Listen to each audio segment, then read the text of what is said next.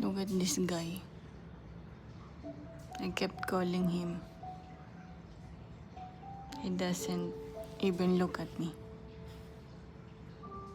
He's really focused on the TV. It's like his first time to watch a TV. With his round big eyes.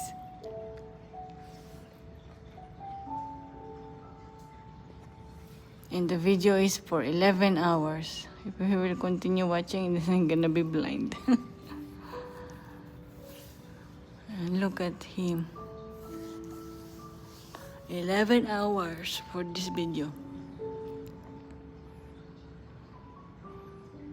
And he still can't get over it. I opened it around 20 minutes ago, and from that time, he never moves.